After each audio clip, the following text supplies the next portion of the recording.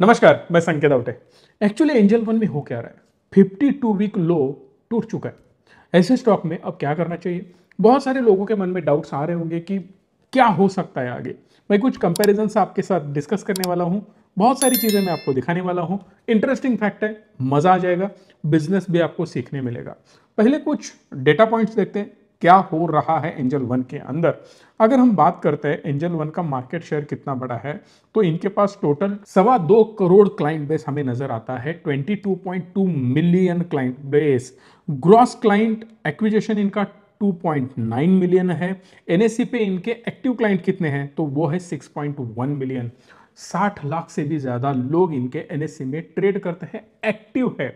Yearly कुछ ना कुछ उन्होंने बाइंग सेलिंग करना चाहिए, which is called active trader.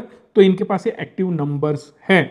उसके साथ साथ number of orders 471 million order इनके जाते हैं। बहुत तगड़ा टर्नओवर है इनका। पर यहाँ पे एक कंसर्न है, मैं आपको बताना चाहता हूं। 25 साल से जिनकी उम्र ज्यादा है वैसे लोग 48% है। अब 25 साल से कम उम्र वाले लोग 52% है। ये सबसे ज्यादा बड़ा इशू भी है। इसको दो एंगल से आप देख सकते हो, एक तो पॉजिटिव, एक निगेटिव। निगेटिव चीज ये है, जिनकी उम्र 25 से कम है मे भी उनके पास उतनी ज्यादा स्पेंडिंग पावर नहीं होती है। बहुत ज्यादा पैसा वो इन्वेस्ट नहीं कर सकते, ट्रेडिंग नहीं कर सकते। अब यहां पे हो ही सकता है कि ट्रेडर एंगल से आए हुए लोग ये हो सकते हैं जिनको क्विक मनी चाहिए, जो कि एफएनओ में ट्रेड करना चाहते हैं। वैसे वाले लोग यहाँ पे मेजर हो सकते हैं। इनमें से होगा ये कि बहुत सारे लोग लॉस लेने के बाद मार्केट में आना बंद कर देंगे। बट पॉजिटिवली अगर आप इसको देखना चाहो तो ये हो सकता है कि ये लोग आगे जाके इनकी स्पेंडिंग पावर बढ़ेगी, बिकॉज इनकी उम्र भी बढ़ेगी।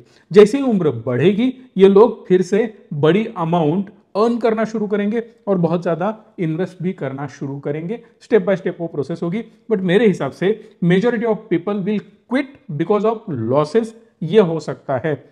सो मेजर क्लाइंट बेस इसमें से ड्राई आउट हो जाएगा, या आप बोल सकते हो कि अकाउंट्स डोरमेंट हो जाएंगे, ऐसे मुझे लगता है। ओवरऑल अगर मार्केट का रुख करे तो आपको समझ में आ जाएगा कि ओवरऑल डीमैट इंडस्ट्री में इनका 15% मार्केट शेयर है। 15 बहुत कम है, बहुत बड़ा मार्केट शेयर इसको नहीं माना जा सकता।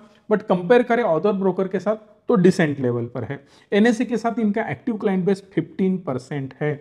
और रेवेन्यू ब्रेकअप अगर हम देखें तो पहला प्रॉब्लम वही है कि ग्रॉस ब्रोकिंग रेवेन्यू 68%। सबको यही फैसिनेट करता था, बट मुझे आज के दिन वो थोड़ा डेंजरस लग रहा है। रीजन बिहाइंड दैट कि ये रेवेन्यू 70% से भी ज्यादा था, वो धीरे धीरे अब कम हो रहा है, क्योंकि बहुत सारे रूल चेंज हो गए। एफएनओ में बहुत सारे लोग अब ट्रेड करना कम कर रहे हैं। उसके पीछे का रीजन है सेबी। सेबी ने बहुत सारे नए रेगुलेशंस लाए, बहुत सारे एक्सपायरीज में चेंजेस करे, लोगों को रियल फैक्ट्स बताना शुरू किए। तो उसमें से हुआ ये कि बहुत सारे लोग ट्रेड करना कम कर दिए हैं, क्योंकि मेजॉरिटी ऑफ पीपल यहाँ पे लॉसेस बना रहे थे। सो दैट जब भी ये फैक्ट सामने आ रही है, लोग ट्रेडिंग करना कम कर रहे हैं, तो वहां पे ना इनका वॉल्यूम ड्राई आउट हो रहा है। सो जितने रेगुलेशन चेंज होते जाएंगे उतना ज्यादा वॉल्यूम ड्राई आउट होता जाएगा, और एफएनओ का थोड़ा सेगमेंट ड्राई आउट होता हुआ नजर आ रहा है, जहां पे 20% से लेकर 30% तक वॉल्यूम कम होते हुए नजर आ रहे हैं।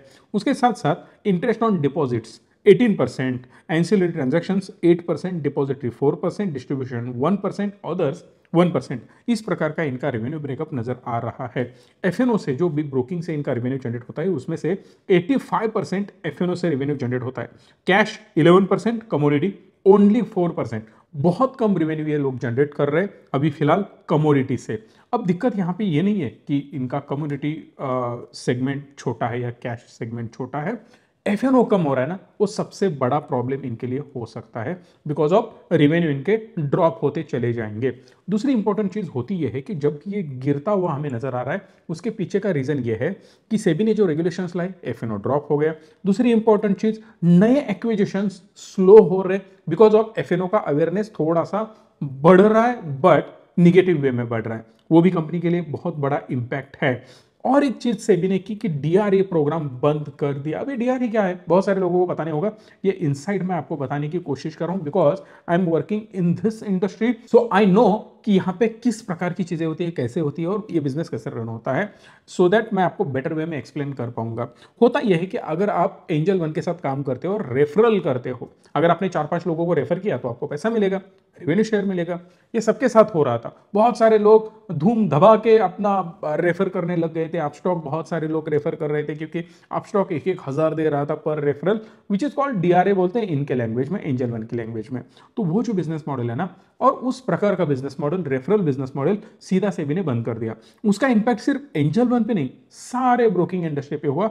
उन्होंने बोला ये कि आपको एपी बनना पड़ेगा, ऑथोराइज पार्टनर।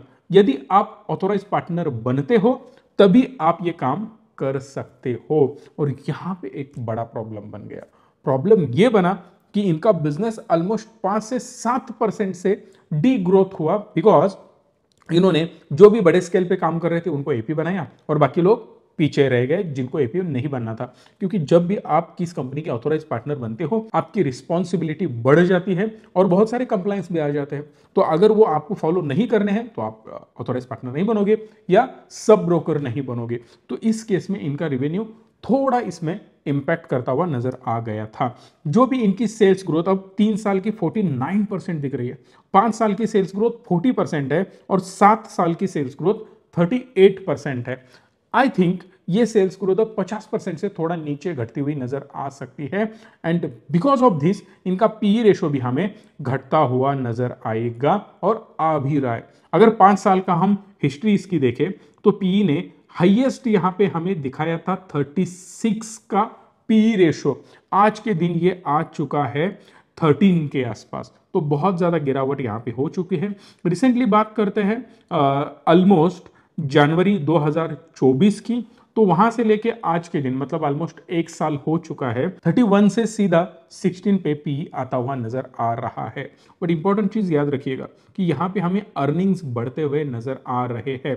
ये जो ग्राफ दिख रहा है ना आपको, that is called EPS, earning per share, so that ये इंडिकेट करता है कि अर्निंग्स तो बढ़ रहा है।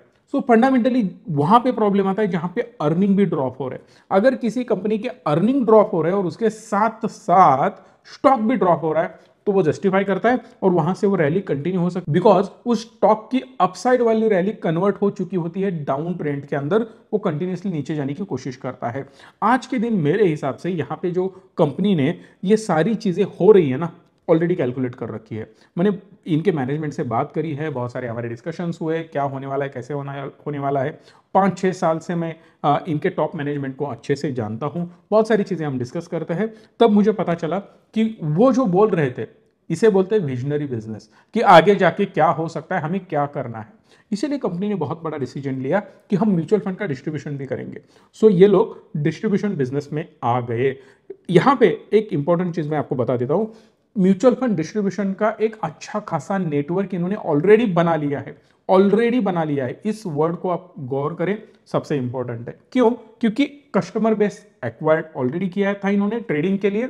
अब ट्रेडिंग का ही एक अलग सा प्रोडक्ट है म्यूचुअल फंड इन्वेस्टमेंट। जो लोग ट्रेडिंग में इंटरेस्टेड होते हैं उनको म्यूचुअल फंड में भी इंटरेस्ट आता है, उनको स्टॉक में भी इन्वेस्टमेंट का इंटरेस्ट आता है। सो वो लोग वहां पे भी इन्वेस्ट करना चाहते हैं और इसी का फायदा इन्होंने ले लिया है। सेम कैटेगरी में क्रॉस सेलिंग करना बोलते हैं इसको टेक्निकल लैंग्वेज में, कि अगर आपके पास बहुत ज्यादा क्लाइंट बेस है या कुछ भी छोटा भी क्लाइंट बेस अगर आपके पास होगा तो एक चीज अगर आप बेच रहे हो तो दूसरी भी बेचोगे। इसका मतलब डीमार्ट में अगर आप जाते हो तो मल्टीपल चीजें आपको खरीदने को मिल जाती है। सेम चीज ये लोग वही कर रहे हैं। तो इन्होंने किया म्यूचुअल फंड बिजनेस में ग्रोथ। अब म्यूचुअल फंड इंडस्ट्री में जैसे ही ग्रोथ दिखने लगी, इन्होंने खुद की एएमसी निकाली। अब आप बोलोगे एएमसी क्या होता है? उसे बोलते हैं एसेट मैनेजमेंट कंपनी। इन्होंने खुद के ही फंड्स बनाने शुरू किए। जैसे कि आपको पता होगा एसबीआई का large cap, mid cap, small cap, Tata का large, mid, small, hybrid, XYZ multiple funds होते हैं, राइट? तो ये किनके होते हैं? एसबीआई, एचडीएफसी, आईसीआईसीआई, इनके एएमसीज है। ये बेचने का काम करते थे। जैसे आप रिचमी पे आते हो, आपको पता है ये पोर्टल हमारा दिख रहा होगा, इस नंबर पे कॉल करते हो या सीधा रिचमी पोर्टल पे जाके इन्वेस्ट करना शुरू करते हो, या हमारा रिचमी नाम का ऐप भी है, वह ऐप आप इंस्टॉल करते हो, वहां से भी इन्वेस्टमेंट कर सकते हो। बाय द वे, आपको कोई भी हेल्प चाहिए ना इन्वेस्टमेंट में, कोई भी इन्वेस्टमेंट करनी है, किसी भी प्रोडक्ट में करनी है, इंश्योरेंस में करनी है, कुछ भी करनी है, सारे प्रोडक्ट में हम हेल्प कर सकते हैं। हम इस नंबर पे आप कॉल कर सकते हो। एंजल वन से डीमैट अकाउंट खोलना है, उसकी लिंक डिस्क्रिप्शन में है, और कोई ब्रोकर की लिंक आपको चाहिए वो भी मिल जाएगी। बट उसके साथ साथ हजारों लाखों रुपए का कोर्स फ्री ऑफ कॉस्ट आपको मिलने वाला है अगर आप एक डीमैट अकाउंट हमारे साथ खोलते हो डीमैट अकाउंट मिलेगा बिल्कुल फ्री, 1 रुपए आपको पे करने की बिल्कुल भी जरूरत नहीं है। बहुत ज्यादा वैल्यू हम उसमें ऐड कर रहे हैं।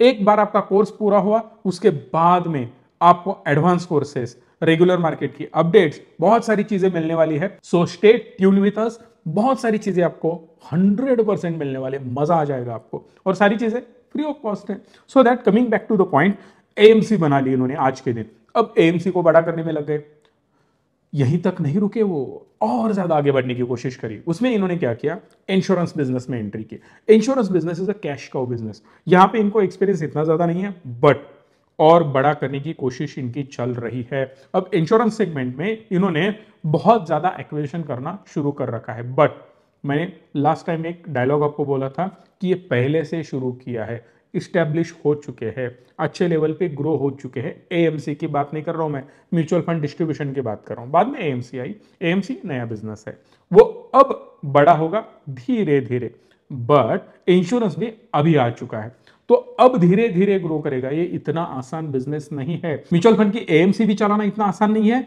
और इंश्योरेंस भी चलाना इतना आसान नहीं है। बहुत ज्यादा डिफिकल्टीज इसमें आती है।